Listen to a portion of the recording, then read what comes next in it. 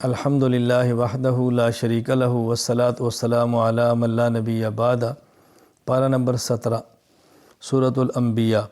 چونکہ اس سورت میں اللہ تعالیٰ نے انبیاء کا تذکرہ فرمایا ہے، تقریباً 17 انبیاء کا، اس لیے سورت کا نام بھی سورۃ الانبیاء ہے۔ پہلے تو اس میں دنیا کے زوال کا ذکر کیا، وقت حساب کے قریب آنے کا ذکر کیا، پھر اس میں مشرکین کی گندی حماقتوں اور گندی عادات کا ذکر کیا۔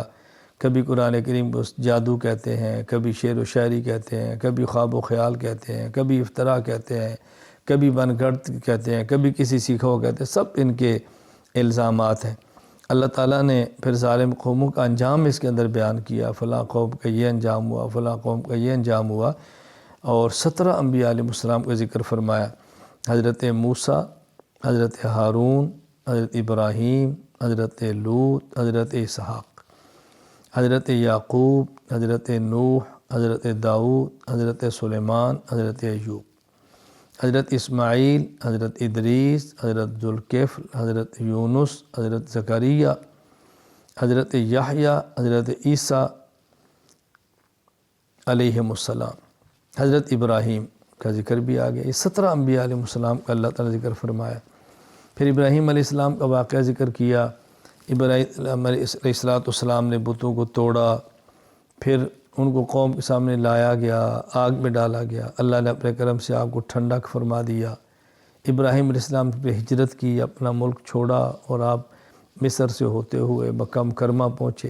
اس میں حضرت داؤد اور سلیمان علیہم السلام کا واقعہ بیان فرمایا۔ ایک شخص کی بکریاں تھیں اور ایک کا کھیت تھا، اور بکریوں نے کھیت کو کھا لیا۔ دونوں داؤد علیہ السلام کے پاس گئے تو آپ نے فرمایا، دیکھو تمہاری بکریوں نے کھیت کھایا ہے، لہٰذا تمہاری بکریاں اس کھیت والے کو دو۔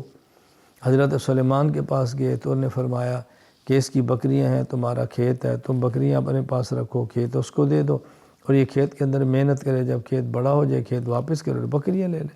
یوں قصہ اللہ تعالیٰ نے ان کا ذکر فرمایا، حضرت داؤد کا، حضرت سلیمان علیہ السلام کا۔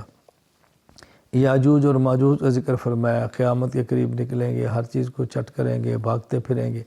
پھر اللہ تعالیٰ نے آخر میں قیامت ذکر فرمایا، پھر اللہ تعالیٰ سے مدد کی تلقین فرمائی ہے کہ اللہ تعالیٰ سے مدد مانگا کرو۔ تو یوں سورۃ الانبیاء میں اللہ تعالیٰ نے ان چیزوں کو بیان فرمایا۔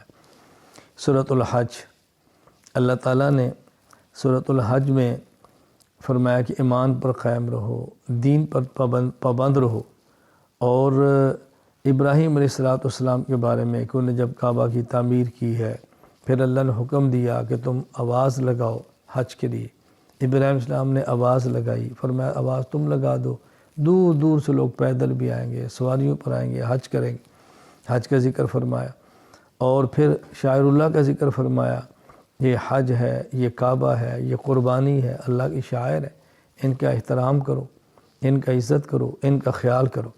پھر اللہ تعالیٰ نے یہاں پر جہاد کا ذکر فرمایا ہے، قتال کا ذکر فرمایا۔